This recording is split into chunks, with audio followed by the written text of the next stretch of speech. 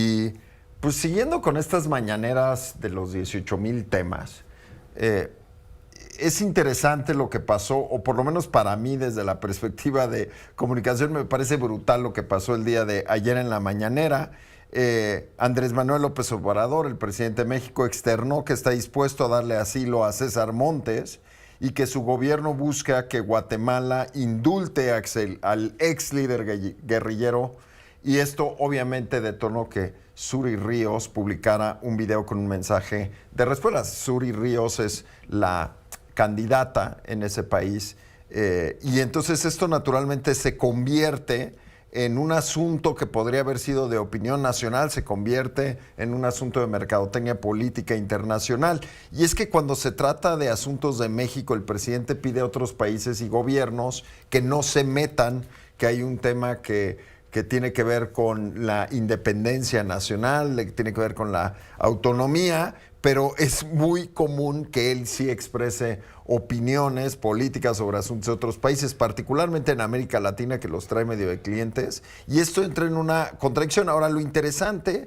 es que cuando él opina de estas cosas, normalmente no se mete con países necesariamente muy grandes o muy complicados, pero sí genera muchísimo revuelo en redes sociales. Y de hecho, cuando ves, por ejemplo, lo que pasó con Perú, Panamá, recientemente Guatemala, Ecuador, Bolivia, etcétera, cuando ves, por ejemplo, en el caso de Guatemala, es un país con 17 millones de habitantes. Le cargó el agua, me parece a mí, en términos de comunicación a la candidata, porque la respuesta de ella de decir, oye, nosotros no vamos a dar abrazos a los delincuentes, hace que se catapulte inmediatamente su campaña. Y esto, pues naturalmente para ellos es muy bueno, pero creo que para México es bastante malo.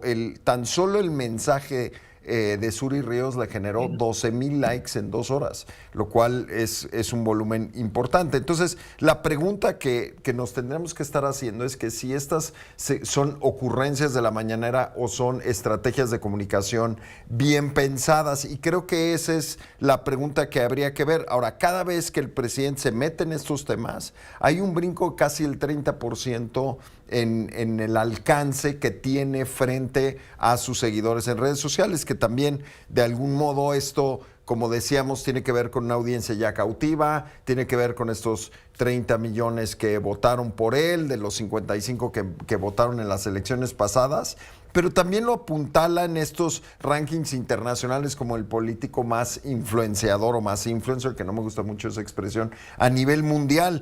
Y de algún modo me pregunto si está causando más problemas de los que está resolviendo con estas crisis. Mira, Álvaro, yo pienso que el presidente a veces sí actúa con el estómago, pero realmente cuando se refiere a las situaciones internacionales no le importa. No le importa. Él sabe que no va a tener mayores efectos que la ganancia, como acabas de decir, en sus bases, que a sus bases le encanta el posicionamiento del presidente cuando le dice a Kennedy y le contesta el tipejo de legislador allá, que no vale la pena ni decir, bueno, el apellido. Si vamos a comer comida o no de gato. Sí, que claro. El apellido además es una casualidad del destino, porque no tiene nada que ver con los grandes personajes, presidentes en los Estados Unidos de América. Y como tú dices, lo que está pasando con la candidata en Guatemala, bueno, pues le está dando una gran plataforma, pero también la respuesta que ella le da con todas sus letras, porque dice, señor presidente Andrés Manuel López Obrador, y entre lo que le dice es, aquí no va a haber abrazos, ¿no? Y eso sí genera, bueno, una situación mediática internacional.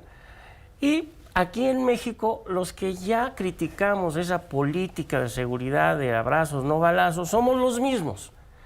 Pero al presidente no le importa lo que suceda internacionalmente, menos con Guatemala y menos con Perú. Bueno, con Estados Unidos le dice a nuestra gente que no vayan a votar por este partido. Bueno, ¿tú crees que le interesa? ¿Tú crees que hay una afectación? No obstante que la Constitución le dice que los principios de política exterior es de no intervención, y esa sí es una intervención, la verdad. Pues mira, lo que yo te diría es que es curioso, ¿no? Suri Ríos, que se está proponiendo como candidata en Guatemala, si ves su frase de campaña es de risa, o es de risa la similitud, es el pueblo manda. Entonces, parecería ser, Ramsés, que hay una similitud brutal y de nuevo, el presidente se está metiendo en problemas que no necesita, Ramsés. Sí, y yo creo que hay un dicho que todos lo sabemos, el que se lleva se debe de aguantar. Entonces el problema aquí es que estamos abriendo una puerta a ciertos comentarios que en un momento dado no se están midiendo las consecuencias hacia el futuro. Ya estamos viendo también las consecuencias con Perú, ya estamos viendo el ministro que no está muy de acuerdo, que también el presidente de Colombia junto con el presidente de nuestro país estén influyendo en ciertos comentarios en Perú. Estamos viendo ciertas separaciones en Centroamérica ya con los comentarios de Guatemala hacia México, y hay que recordar que Guatemala ha sido parte fundamental en cuanto a la parte de la migración de individuos que han ido hacia al norte de nuestro país, y con los cambios que hemos visto las últimas semanas, creo que Guatemala va a tener un punto importante en función de que puede contener o no contener a los inmigrantes, y yo creo que hay que empezar a establecer ciertas características y una diplomacia con sentido hacia un futuro y no en el presente, tratando de influir o decir cosas que creo que, como dice las personas que están diciendo en Guatemala, nosotros nos vamos a dedicar y vamos a juzgar a los que han faltado a la ley en este país. Hugo. Mira, yo creo que esta forma de radicalizar ciertos temas del presidente es también porque en los hechos este cierto radicalismo que le debe a gran parte de su base no lo ha podido concretar, simple y sencillamente porque está atado en un sistema eminentemente capitalista, y sin embargo hay una narrativa entre sus sectores, entre sus fieles, hay una narrativa bastante cargada más hacia la izquierda radical.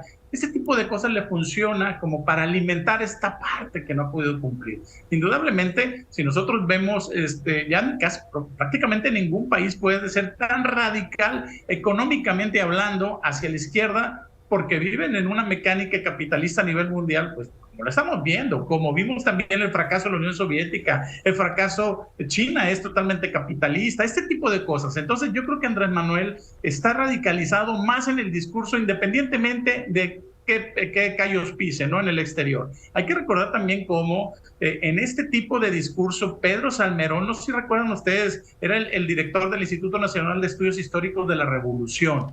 Dijo en el 2019, alguien puesto por él, muy amigo de Beatriz Gutiérrez Müller, de su esposa, Pedro Salmerón, dijo que, bueno, pues había que prácticamente condecorar a los jóvenes que perpetraron el secuestro y muerte de Eugenio Garza Sada. O sea, algo que le valió el puesto al tipo. Le valió el puesto porque esto que dijo pues era totalmente inaceptable. Luego lo quiso mandar de embajador a Panamá. En Panamá no lo aceptaron de embajador. Luego lo trajo y lo tiene por ahí en algún otro puesto, ¿no? Yo creo que este tipo de cosas al final del día no les funcionan. Y no les funcionan, igual lo de Julian Assange, ¿no? No les funcionan porque simple y sencillamente son otros tiempos. Esto no deja de ser nada más un guión de un cierto discurso radicalizado para alimentar algo que por ahí no prometió, pero no puede cumplir. Pues mira, yo creo que el presidente aquí está topándose con dos problemas. Para mí el primero son retos de comunicación que en mi opinión no debe estar en la mañanera. Son problemas que el presidente no tiene que sumar, no tiene que afrontarse. La presidencia, la Secretaría de Relaciones Exteriores no tiene por qué meterse en estos problemas. Y la segunda es pisar la doctrina Estrada, que la usamos ahorita a la mitad. Cuando se trata, Eduardo, de aquí hacia afuera queremos la doctrina Estrada. Para los que no la conocen, es una doctrina que tiene un rato, es de los 30s, y justamente de lo que habla es de no intervencionismo y de no juzgar a países por sus decisiones, especialmente y específicamente si son por temas revolucionarios. Entonces, México quiere la doctrina Estrada aplicada a nosotros, pero sí quiere poder juzgar a otros países. ¿Y por qué hablo, Eduardo, del problema de comunicación aquí? el presidente se abre a críticas inmediatas al día siguiente. Era evidente que la oposición lo iba a criticar, era evidente que el gobierno guatemalteco iba a contestar. Y no hay necesidad, como un poder importante en la región, antagonizar así a un país que además es un país hermano, es un país vecino y es un país aliado, que es Guatemala.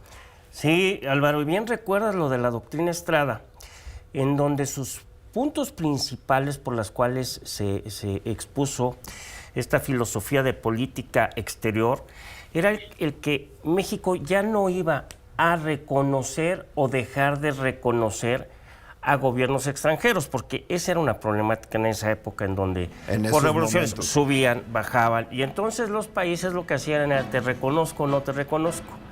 ¿Qué es lo que está pasando?